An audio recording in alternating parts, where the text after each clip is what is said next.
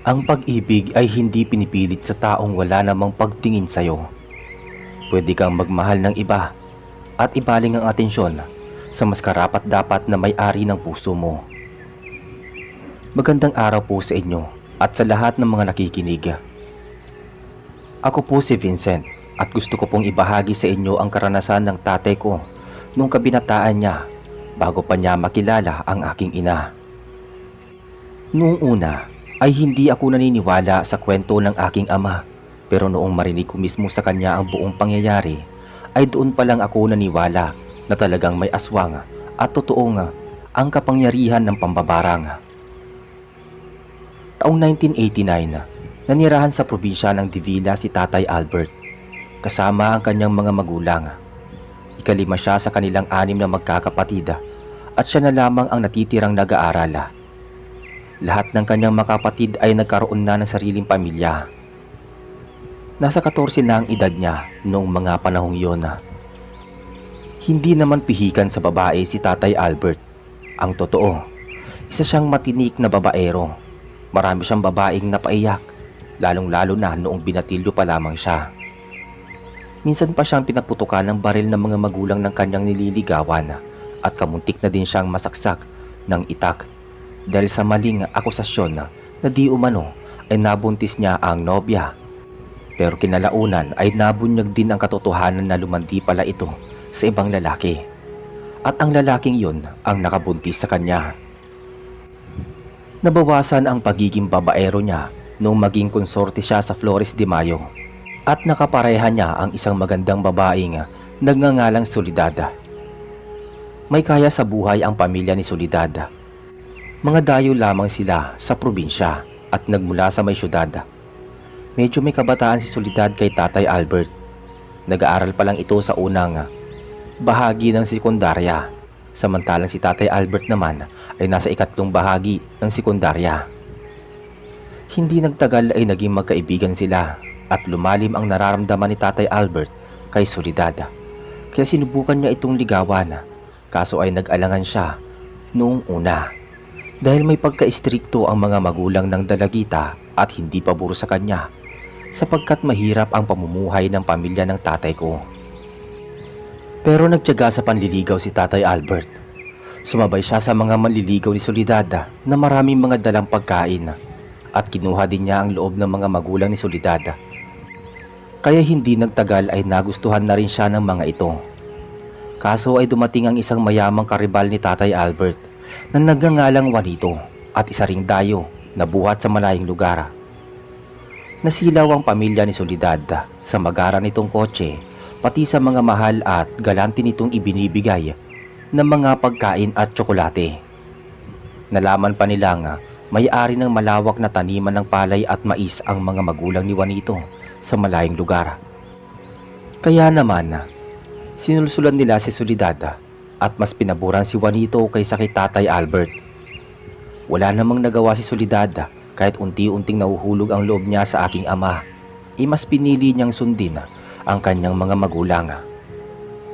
Sinagot niya si Juanito kahit wala siyang nararamdaman para dito.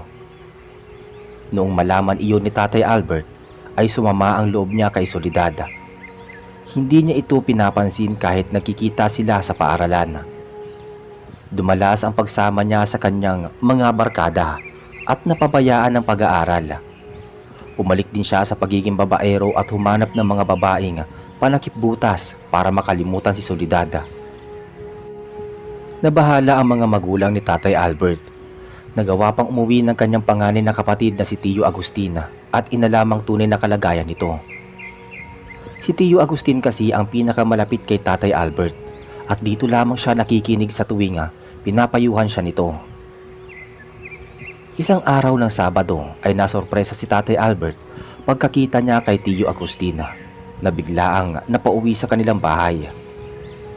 Nasermonan siya nito ng paulit-ulit nang malaman ang buong pangyayari kung bakit siya lumiliban sa klase at mas pinipiling makipagbarkada pati panluloko sa ibang babae. Hinikayat siya ni Tio Agustin na bumalik sa pag-aaral dahil iyon lamang ang kanyang mabibigay sa kanya pati ng mga magulang.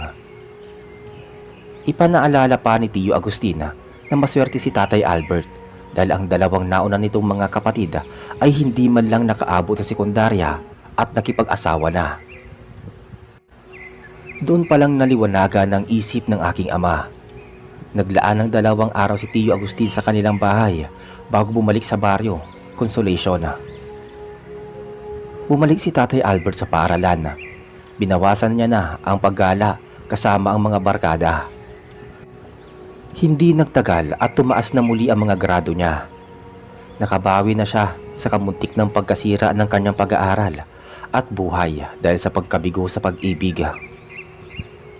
Kaya lang ay nagpatuloy pa din ang kaliwat kanan niyang pamabangka sa 2 ilog. Katwiran niya ay gusto pa rin niyang maghiganti kay Soledad at ginagawa niya iyon sa ibang babae. Sa kabilang dako, dumating sa punto na lumaganap na naman ang pag-iral ng mga aswang at pambabarang sa probinsya.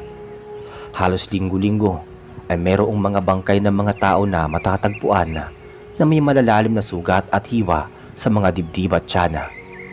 Nawawala ang kanilang mga puso at atay habang luray-luray ang mga bituka. Bukod doon, ang mga magkakakapit bahay at ibang residenteng may alitan ay isa-isang nagkaroon ng mga karamdaman at pinapatay ng mga insekto sa loob ng kanilang mga katawan. Nangamba ang karamihan sa mga residente. Ang iba sa kanila ay nangingibang bayan at ang iba naman ay naglalagay ng mga proteksyon sa kanilang mga tahanan. Kahit ang mga kabataan ay pinagbabawalang gumala sa gabi sa takot na baka madagit ng mga aswang. Pinapaiwas din sila sa ibang mga dayo at baka mapag-interesan, mabarang pa sila nang wala sa oras. Lumipas ang 1 taon at nakaabot sa ika-4 na baitang si Tatay Albert. Kapansin-pansin na napaghihiwalay niya na ang kanyang mga pinagsasabay-sabay na mga kasintahan. Medyo nagbago ang pananaw niya sa buhay at nagseryoso siya sa pag-ibig at tumigil sa pambababae noong makilala niya si Cecil na aking ina. Kamag-aral siya ni Tatay Albert. May katapangan ito at siya lamang ang nakasisindak sa tatay ko para tigilan ang panluloko sa mga naging kasintahan nito. Humanga si Tatay Albert sa pagiging prangka ni Cecilia. Kahit na may katapangan, meron din itong iba pang katangian tulad ng pagiging mabait, mapagbigay at palakaibigan. Kaya naman hindi malayong nahulog ang loob niya para dito. Nakatira ito sa may kalayuan sa mismong bayan at matatagpuan sa gawing bundok. Nainis ang mga magulang ni Tatay Albert kung bakit sa dinami-dami ng mga mapupusuan nitong babae, iyon pang nakatira sa bundok. Baka daw isa itong aswang, kaya sa malayong lugar naninirahan. Pinabulaanan naman iyon ng tatay ko at sinabing hindi aswang si Cecilia, sadyang may kalayuan lamang ang bahay nito. Noong mga panahong yon, ay madalang ang mga sasakyan sa lugar ni Tatay Albert. Kaya naman walang ibang paraan kung hindi ang maglakad. Pero dahil sa may mga alagang kabayo at baka ang kanyang mga magulang, bilang panghanap buhay ay gumamit siya ng kabayong masasakyan tuwing bumibisita sa bahay ng kanyang nililigawan. Lalong nagalit ang mga magulang ng tatay ko at pati ang alagang hayop ay ginagamit sa negosyo ay kailangan pang gamitin bilang pangtransportasyon para lang makaakyat ng ligaw. Sa simula ay tutol ang mga magulang ni Tatay Albert, lalo pa't nag-aalala sila sa kaligtasan nito dahil nasa may gawing bundok ang kanyang nililigawan. Marami naman daw ibang babae na pwede niyang ligawan, iyong tagabayan at hindi nagmumula sa bundok o gulod. Pero paliwanag ni Tatay Albert ay wala siyang ibang napupusuan kung hindi si Cecil lamang. Ito kasi ang nagturo sa kanya para magseryoso sa pakikipagrelasyon at hindi dapat dukuhin at abusuhin ang pagmamahal ng isang babae. Kaya kahit malayo ang bahay nito ay matyaga pa rin si Tatay Albert na umakyat dito ng ligaw. Pinag-uusapan din niya na maghintay ang kanyang mga magulang na maipakilala niya sa tamang panahon ang dalagita at maisama sa kanilang tahanan upang mapatunayan niyang totoo lahat ng mga sinasabi niya sa mga ito at makita nilang isang magandang impluwensya si Cecil sa kanya. Wala namang nagawa ang kanyang mga magulang at hinayaan na lamang siya gabi-gabi na magtungo sa bahay ng nililigawan. Basta pinapaalalahanan nila ito na mag-iingat dahil naglipa na ang mga aswang at mambabarang sa paligid. Sumusunod na lamang si Tatay Albert sa mga tagubilin sa kanya ng mga magulang bago siya magtungo sa bahay ng kanyang nililigawan. Hindi nagtagal ay napagnilayan ng mga magulang ng tatay ko na baka nga si Cecil na ang babaeng makapagpatitino dito. At mukha namang seryoso ito, kaya ganoon na lang ang pagtsatsaga na magbalik-balik sa gawing bundok upang makamtan ang matamis na oo ng dalagita. Isang hapon, umagap ng pagbisita si Tatay Albert para naman mahaba-haba ang oras nila makapag-usap ni Cecil. Pero sa kamalas-malasan niya ay inabutan niya na may isa pang taga-suyo si Cecil.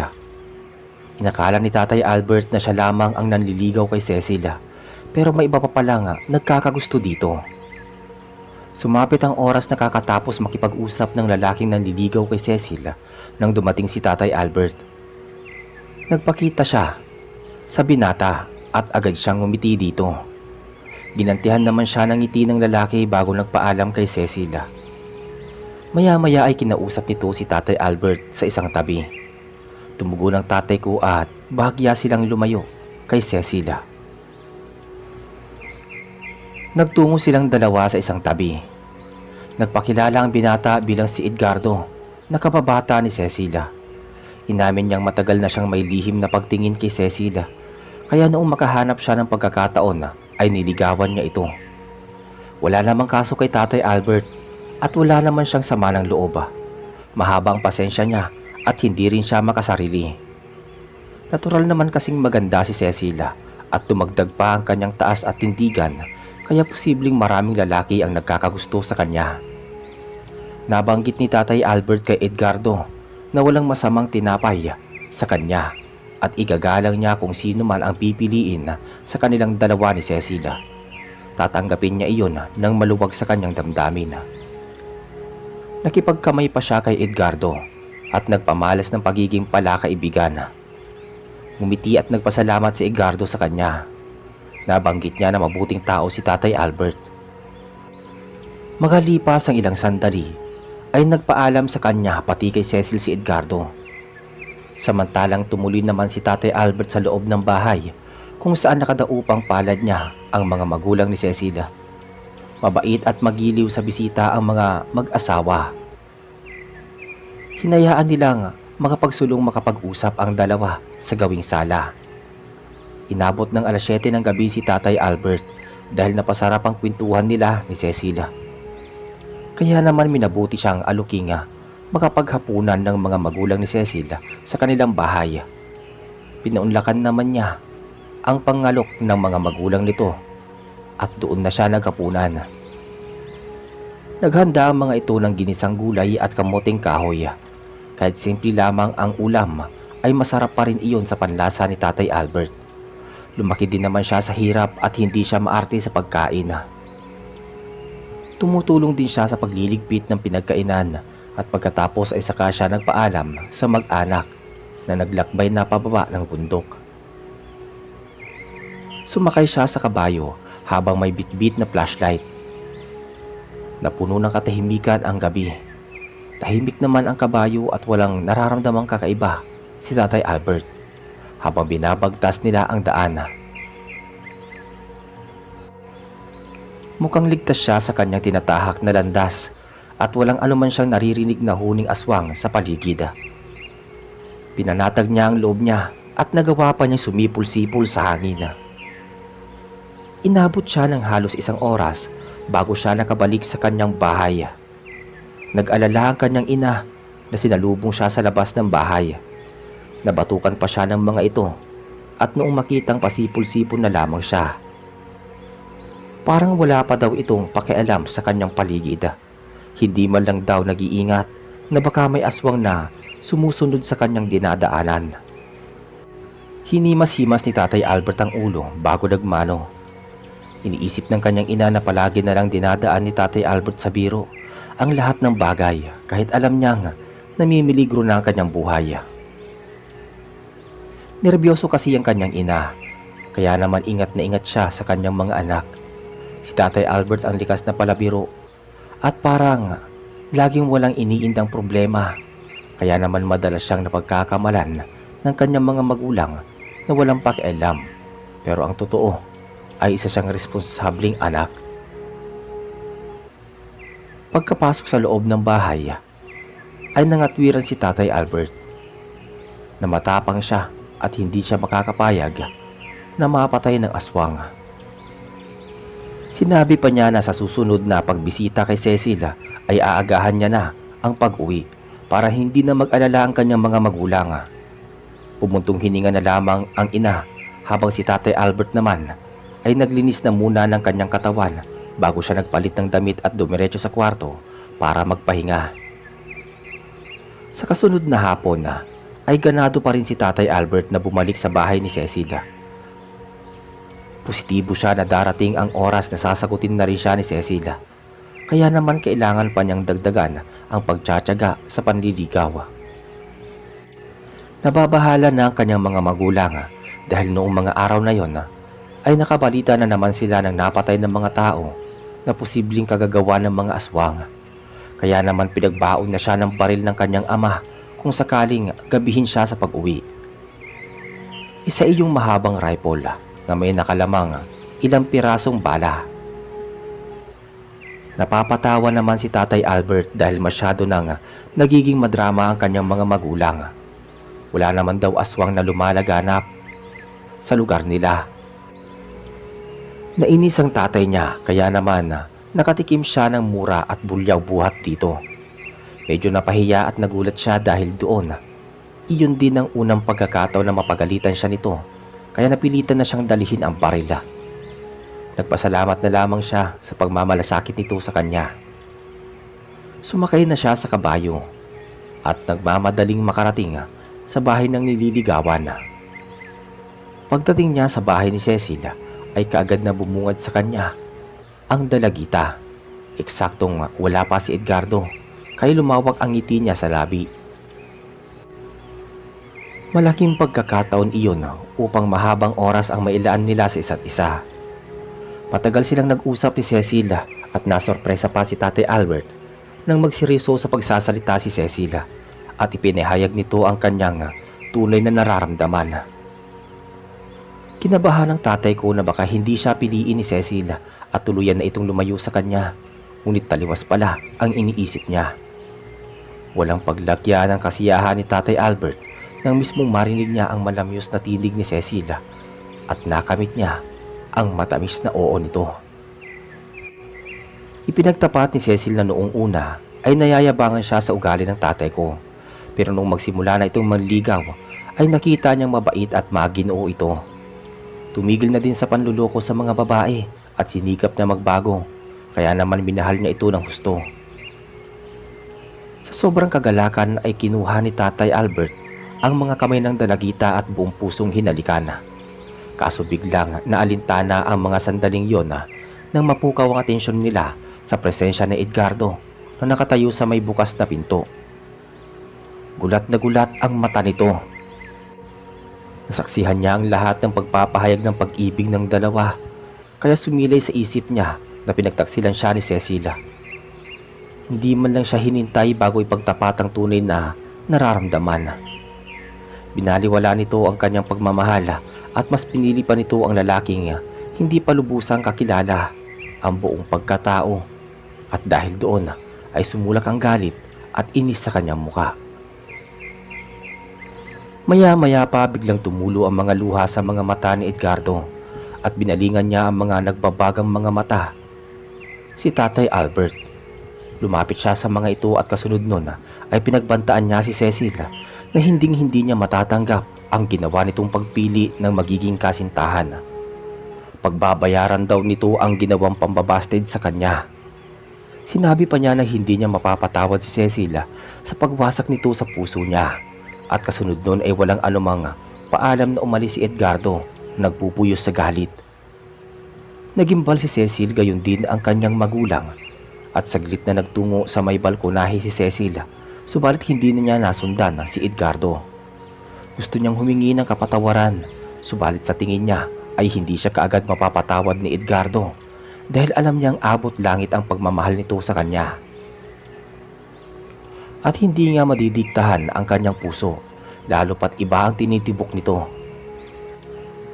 Nagsisisi si Cecil at pakiramdam niya ay kasalanan niya ang lahat kung bakit naging masama ang paningin sa kanya ni Edgardo.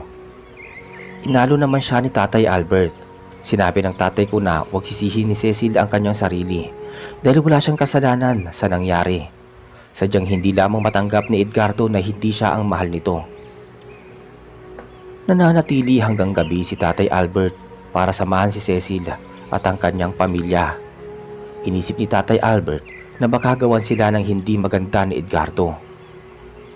Naalala niya ang mga pagbabanta nito at tiyak nagagawa nga ito na ikakapahamak ng mag-anak, pero pinayuhan na siya ng mga magulang ng dalagita na mapanganib kung magbabiyahe pa siya sa kailaliman ng gabi. Kaya doon na mismo siya inalok na matulog ng mga ito. Ngunit sumagi sa isip ni Tatay Albert na maaaring naghihintay at nag-aalala ang kanyang mga magulang, lalong-lalo na ang kanyang ina. Alam niyang magagalit ito at hindi mapapakali hanggat hindi siya nakakauwi sa kanilang bahay. Siya na lamang kasi ang natitirang anak na nakakasama nila sa kanilang bahay. Kung kaya't kahit labag man sa kalooban niya, hindi siya nagpatumpik-tumpik at kaagad na siyang nagpaalam kay Cecil at sa mga magulang nito. Sinigurado naman ng mga magulang ni Cecil na walang mangyayari sa kanila dahil alam nilang hindi sila gagawa ng masama ni Edgardo dahil malaki ang respeto niya sa mga pamilya nito. Hindi na nagpapigil si Tatay Albert at nangako siya kay Cecil na muling babalik sa kasunod na araw bago niya ito hinalikan sa mga kamay. Malaki ang kutob niya na makakabalik siya sa bahay ni Cecil. Nung makalabas na siya sa bakuran ng bahay ni Cecil ay sumakay na siya sa kanyang kabayo. Katulad pa rin ng nakagawian ay dala niya ang flashlight na tanging tanglaw niya sa kadiliman. Nakatali naman sa katawan ng kabayo ang rifle na pabaon ng kanyang ama. Nakarating siya sa kakahuyan at tila bumabagal ang paglakad ng kabayo.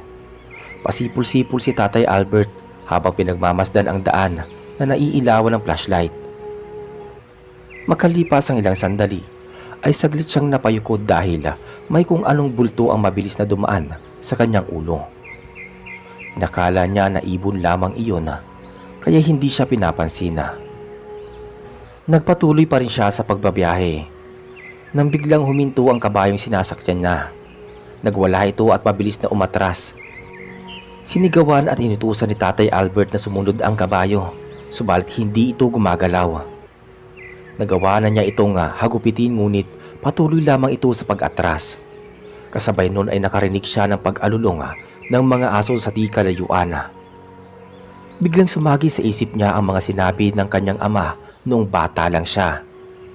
Ayon dito, ang aso na umaalulong sa kailaliman ng gabi ay posibleng nakakakita ng masasamang elemento at katulad ng kabayo, maaaring nakakakita at nakakaramdam ito ng presensya ng masamang nilalang sa kanilang kinaroroonan.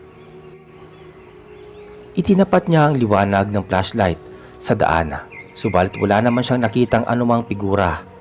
Subalit hindi imahinasyon ang kanyang mga naririnig. Totoong kumakahul ang mga aso at nagwawala talaga ang kabayo sa hindi malamang kadahilanan. Hindi nagtagal at nakaramdam siya ng kakaibang malamig na hangin sa bandang likuran niya, kaya naisip niya na baka may bultong dumaan sa ulo niya at pumesto sa kanyang likuran. Napagtanto niya na hindi ibon ang lumalagpas sa ulo niya. Hindi niya mapaliwanag ang kanyang naririnig. Bago pa siya mawalan ng ulirat, ay kinuha na sa kanyang bulsa ang isang maliit na lighter. Binuksan niya iyon at nang lumitaw ang ningas ng apoy, ay mabilis niyang inilapit iyon sa buntot ng kabayo na naging sanhi upang magwala ito at dali-dali siyang sumakay at mabilis na kumaripas ng takbo ang kabayo. Mas pinatulin pa niya ang pagtakbo ng kabayo hanggang sa makalayo sila sa bandang kakahuyan. Bumaba na sila sa bundok at napadaan sila sa burol kung saan nalalapit na sila sa mga kabahayan na naglalagablab ang mga ilaw. Sumandali na lamang na huminto ang kabayo sa pagtakbo. Umatras na naman ito na para bang may kinatatakutan. Hindi pa pala natatapos ang kalbaryo ni Tatay Albert. Alam niyang sinundan siya ng nilalang at hindi siya nito patatahimikin hanggat hindi siya nito napapatay. Tinanggal niya ang pagkatali ng rifle sa kabayo. Mabuti na lang at tinuruan siya ng kanyang ama sa paggamit nito. Makailang beses niyang ikinasa ang rifle. Itinapat niya sa itaas at pinaputok ang baril paitaas kung saan lumilikha iyon ng malakas na ingay. Tumigil ang pagkahol ng mga aso sa di kalayuan pero may isang bagay ang nagpatindig ng balahibo ni Tatay Albert. Makalipas ang ilang sandali ay may lumitaw na maitim na naglalangis na nilalang sa kanyang harapan. Nung maaninag niyang mabuti ang anyo ng figura ay nagulat siya na makita ang nanlilisik na pamilyar na mga mata nito.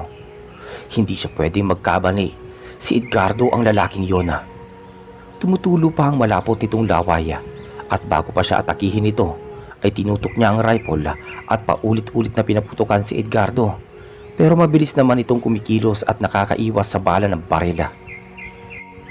Kinausap ni Tatay Albert si Edgardo at sinabihang itigil na ito.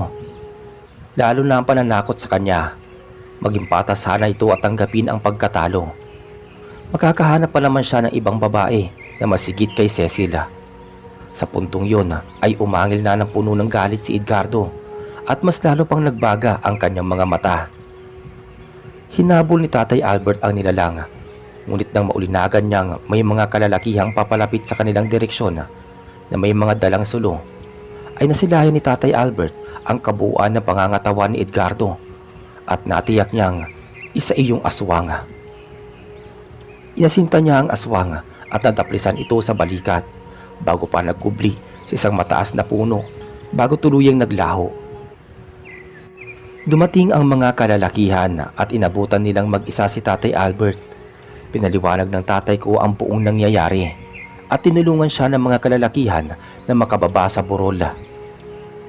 Habang naglalakad sila, ay naikwento ng isa sa mga kalalakihan na nagngangalang Epifanio na di umano ay meron din silang hinahanap na aswang sa may bahaging bundok. Pinatay pala nito ang kanyang dalawang binatilong pinsan na papauwi galing sa paaralan. Nakita na lamang niya ang naliligo sa dugong bangkay ng mga pinsan niya sa may gawing bukid. Tadtad ng mga malalalim na sugat at kalmot sa buong katawan. Tulad ng inaasahan ay parang hiniwa ng matalas na kuko ng aswang ang tiyan ng mga to. Kaya naman kaagad niyang pinagsama ang mga kalalakihan upang tugisin ang nilalanga. Naisip ni Tatay Albert na maaaring si Edgardo ang aswang na matagal nang pumapatay sa probinsya. Kaya lang ay malaking palaisipan sa kanya kung nalaman ng pamilya ni Cecil ang tunay nitong pagkatao. Kung alam man nila, bakit nila ito hinahayaang makapanligaw sa kanilang anak. Nagpasalamat si Tatay Albert sa kabutihang loob ng mga kalalakihan sa paghatid sa kanya sa kanilang bahay. Nang makabalik siya sa kanilang bahay, ay ganoon na lang ang buwelta ng kanyang mga magulang. Walang katapusang paninermon. Napahiya pa siya sa kanyang kapatid na si Tio Suliman. Nakakabisita lang sa kanilang bahay. Kasama ang pamilya nito buhat sa may syudad. Sinaway ni Tio Suliman ang kanyang mga magulang na patuloy sa pagdisermon kay Tatay Albert. Ang mahalaga daw ay nakauwi ito ng ligtas, walang natamong sugat buhat sa aswang. Humingi naman ng paumanhin si Tatay Albert dahil ginabi siya ng pag-uwi para maprotektahan at mabantayan ang pamilya ng kanyang nililigawan sa kami ng manliligaw na aswang. Matapos ang kanilang pagdidiskurso ay nagpahinga na silang lahat. Kinabukasan na bahala ang ama ng tatay ko dahil nabubuhay pa ang aswang at posibleng balikan nito si Tatay Albert upang mapaghigantihan. Kaya matapos niyang magsaka kinahapunan ay hindi na muna niya ito hinayaang makabalik sa bundok. Nung kasunod na araw ay sinamahan niya na si Tatay Albert na magtungo sa bahay ni Cecilia para na rin formal na makilala ang dalagita at ang pamilya nito. Pagkarating nila sa bahay ng dalagita ay sinalubong sila ng mga magulang nito at hindi na sana sila papapasukin dahil sa kalagayan ni Cecilia. Masama daw ang pakiramdam nito pero nagpumilit si Tatay Albert kaya naman pinapasok na silang mag-ama. Ganun na lang ang kinagulat nilang mag-ama nang makita na namumutla si Cecilia habang sumusuka ng mga uod sa mga palanggana. Nagkakaganon na pala ang dalagita noong nakaraang gabi na hindi bumisita si Tatay Albert. Dinala na si Cecil ng kanyang mga magulang sa albularyo at maging sa magagaling na manggagamot at ang tanging na isagot lamang nila ay binarang ang dalagita at hindi nila kayang mapagaling dahil malakas ang ginagamit na pambabarang nito. Nalaman ng mga magulang ni Cecil na lalaki ang may kagagawa ng pambabarang. Dulot ng matinding galit at paghihiganti kaya binarang si Cecilia. Hinala ng mga magulang ni Cecil ay si Edgardo ang may kagagawa nito. Mangyari kasing hindi ito sinagot ni Cecil noong malaman nito sa ilang mga kakilala na isa palang aswang si Edgardo, kaya ayaw niyang mahalin o malahian ng pagiging aswang. Hindi pala alam ng pamilya ni Cecil na nabibilang sa angkan ng mga aswang si Edgardo at ang masaklap pa ay may kaalaman din sila sa mga itim na kapangyarihan ng pambabarang. At isa pa, tanging pagkakaibigan na lamang ang kaya niyang maisukli sa binata dahil talagang si Tatay Albert ang tinitibok ng kanyang puso at wala nang iba.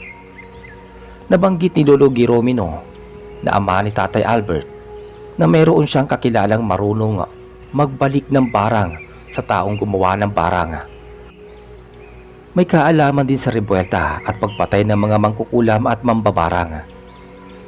Kaya naman, saglit na muna kaming nagpaalam sa kanilang mag-anak at bumaba ng bundok.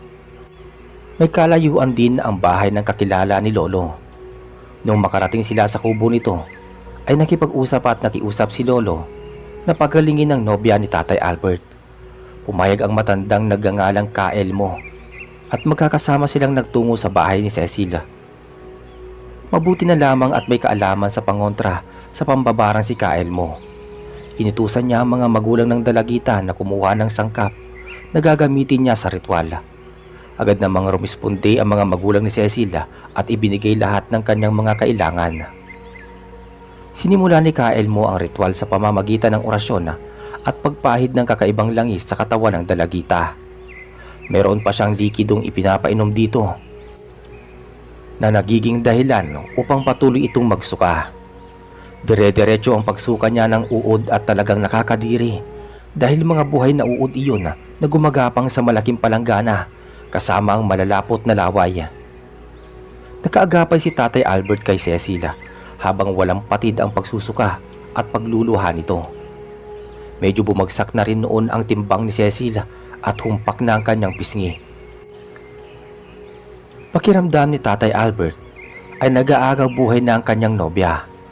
Makalipas ang ilang sandali ay sumuka ng maitim na mabahong likido si Cecilia bago pa tuluyang mawala ng malaya. Sinigurado naman ni Kaelmo na nasa ligtas na kalagayan na si Cecilia at natanggal niya na ang barang sa katawan nito. Nagawa niyang ibalik ang barang kay Edgardo na siya mismo ang salarin sa lahat ng nangyari. Anumang oras ay pwedeng bawian ng buhay si Edgardo dulot ng pagbalik sa kanya ng malakas na barang. Nagawang magpalipas ng gabi ng mag-ama sa bahay ni Cecilia. Panatag sila na maiwan si Lola Maria sa bahay dahil kasama naman ito ang mag-ina at mag-anak ni Tio Solimana. Nung sumunod ay unti-unti na ring bumalik ang lakas ng dalagita. Kahit medyo nahihilo pa rin siya, ay inaalalayan siya ng kanyang mga magulang pati ni Tatay Albert. Nagpasalamat ang mga magulang ng dalagita kay Kaelmo, pati ang mag-ama, kaya pinapaunan pa sila ng mga espesyal na kakanina bago sila bumiyahe pabalik sa kanilang bahay. Humiwalay si Kaelmo sa mag-ama. Pagka-uwi naman ng mag-ama, ay pinagtapat nila sa kanilang pamilya ang nangyari. kung bakit hindi agad sila nakauwi. Naliwanagan naman si Lola Maria at nawala ang labis niyang pag-aalala sa mag-ama. Humanga si Tiyo Suliman sa dedikasyon at pagmamahal ni Tatay Albert kay Cecil. Sadyang tinamaan daw talaga ito ng pag-ibig sa kanyang katawan. Sa mga sumunod na araw ay nabalitaan na lamang ng mga residente, partikular na ang pamilya ni Cecil, na ng ibang bayan na ang pamilya ni Edgardo matapos nadapuan ng matinding karamdaman at namatay si Edgardo at teorya pa ng iilan sa nakakita dito na mukhang binarang ang binata at halos butot balat na ito na nag-aagaw buhay. Naawa naman si Cecil sa naging kalagayan ng kanyang kababata, subalit wala naman siyang nagawa dahil alam niyang ang barang na iyon ang naging mitya rin ng kanyang buhay. Pinagdasal niya sa Diyos sa kabila ng malaking kasalanang nagawa sa kanya ni Edgardo ay mapatawad niya ito kahit na sa kabilang buhay na ito. Napagtanto niya na walang magandang idudulot ang pagiging makasarili at paghihiganti sa larangan ng pag-ibig. Kaya naman hindi pinagsisisihan ni Cecil ang kanyang pasya na piliin si Tatay Albert bilang kanyang kasintahan. Nagtapos ng pag-aaral sa sekundarya ang magkasintahan. Pinag-aral sa malayong lugar si Tatay Albert ng kanyang pangalawang kapatid na si Tiyo Pablo. Nakapag-aral ng 2 taong kursong kolehiyo si Tatay Albert at kahit papaano ay nagkaroon siya ng trabaho. Samantalang si Cecil naman ay pinagtulong-tulungan ng kanyang mga magulang at mga kamag-anak na makapag-aral sa may syudad ng 4 na taong kurso sa kolehiyo.